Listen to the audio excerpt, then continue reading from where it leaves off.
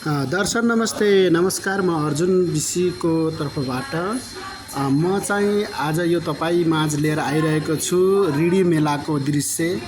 हामी चाहिँ यो रिडीमा जान्छौँ, पूजापाठ गर्छौँ। पूजापाठ फेरि कसको लागि गर्छौँ भने जस्तै जसको बाउ आमा हुनुहुन्न उहाँले चाहिँ आफ्नो बाउ आमाको लागि पितृहरूको लागि सम्झेर राम्रो फलफुल अनि चाहिँ केही भेटीहरू चाहिँ चढाउने गर्नुहुन्छ र तपाईले चाहिँ नुहाउन पनि सक्नुहुन्छ है। धेरै नै राम्रो छ, जसमा चाहिँ तीन कुने पुल भनेर पनि चिनिन्छ। हाम्रो यो कहाँ पर्छ भन्दाखेरिमा यो पर्छ छ तपाईको गुल्मी र अनि पाल्पाको सिमानामा पर्छ। एकदमै तलै गहिराइमा छ। तल हाम्रो गायक पुष्कल शर्माजीको घर भन्दा अलि तलै पर्छ है। उहाँको चाहिँ जोरते हो के अनि त्यो चाहिँ अलि तलै पर्छ र अति रमाइलो छ, अति रमाइलो छ। तपाईँ चाहिँ नि हेर्न जानुहुन्छ भने तपाईको मन एकदम शान्ति र खुस हुन्छ के त्यो ठाउँमा गइसकेपछि। पूजापाठ गर्नको लागि पनि राम्रो छ र यो माघे सङ्क्रान्ति मेला हर वर्ष लाग्छ। हर माघे सङ्क्रान्तिको 1 तारिकबाट सुरु हुन्छ र 1 तारिकबाट सुरु भइसकेपछि कति तारिक 2, 3, 4, 5 तारिकको तारिकसम्म हुन्छ त्यो त खासै एकदम मलाई पनि थाहा छैन। म पनि बाहिर रहने मान्छे हो है। यो भिडियो चाहिँ मलाई साथीले चाहिँ उहाँबाट पठाउनु भएको थियो र मैले एक टुक्का बनाम भनेर चाहिँ बनाएको। यसको बारेमा सायद मैले देखिनँ, यो दृश्यको बारेमा भिडियो खोज्दै जाँदा मैले देखिनँ र मैले बनाउँछु भनेर चाहिँ टाइमले बनाएको छु।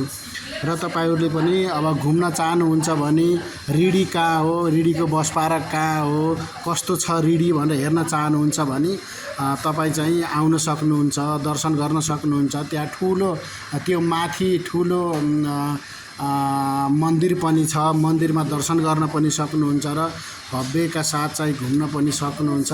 आएर एकचोटि आफ्नो मनोकामना पुरा गरिदिनु होला। र यो गएर पाल्पा जाने, पाल्पा गइसकेपछि बतासे आउँछ, बतासे गइसकेपछि हारथोक आउँछ, भैरवस्थान आउँछ, भैरवस्थान हारथोक आउँछ, हारथोकबाट तल झरिसकेपछि जोरते आउँछ, जोरतेबाट अलि तल गइसकेपछि बल्ल चाहिँ तपाईको रिडी आउँछ। त्यहाँदेखि अब कति हुनुहुन्छ बुटोलदेखि पहिला हिँडिरहेको मान्छे त है, पाल्पादेवबाट गुल्मीतिर गइरहने मान्छेलाई त धेरै थाहा भएको हुन्छ, तर चाहिँ अरूलाई थाहा नभएको होला। अति नै भव्य प्रदर्शन हुन्छ। यहाँ बेजोड प्रस्तुति पनि हुन्छ। हाम्रो कलाकारहरू पनि आउनुहुन्छ, मेरा साथीहरू पनि आउनुहुन्छ, जस्तै खुरमान अधिकारी, राजु परियार सम्पूर्ण आउनुहुन्छ। धेरै रमाइलो हुन्छ।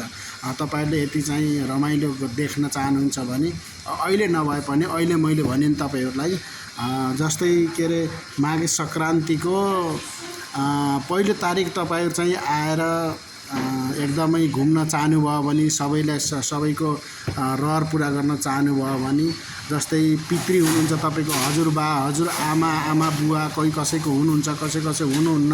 जो हुनुहुन्न उहाँको लागि शान्ति रूपले चाहिँ आफ्नो चाहिँ फुल चढाउन सबै चिज चढाउन चाहनुहुन्छ भने तपाईहरुले चाहिँ एकचोटि जरुर चाहिँ यो भिडियोलाई हेरेर मलाई कमेन्ट गर्नु होला यो कहाँ पर्छ भनेर म तपाईहरुलाई बताउने छु। र यो भिडियोलाई सक्दो सेयर पनि गरिदिनु होला, धेरै माया पनि गरिदिनु होला भन्न चाहन्छु।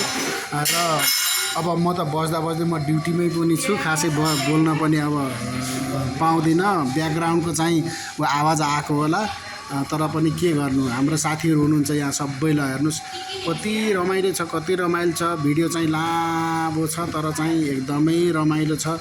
पुरा हेर्नु होला, पुरा गर्नु होला। यसमा यो भिडियोमा मैले मेरो गीत तिम्रो झुठो मायाको गीतको चाहिँ गीत हालेको थिएँ, ठ्याक्कै कपिराइट आइदियो के। मैले हिम सम्झौताबाट रेकर्डिङ गरेको थिएँ, कपिराइट आइदियो। कपिराइट आइदिँदाखेरि चाहिँ अब मैले हटाएर मैले आफ्नै भोइस हालेको छु, यसमा त आउँदैन होला नि, त्यसैले आफ्नै गरेको छु। तपाईहरुलाई चाहिँ भविष्य दृश्य पनि देखाइरहेको छु। हस् त नमस्कार। जति पनि हुन्छ सम्पूर्णले चाहिँ एकदमै राम्रो गरिदिनु होला पनि भन्न चाहन्छु र धेरै सेयर पनि गरिदिनु होला पनि भन्न चाहन्छु। हस् त नमस्कार।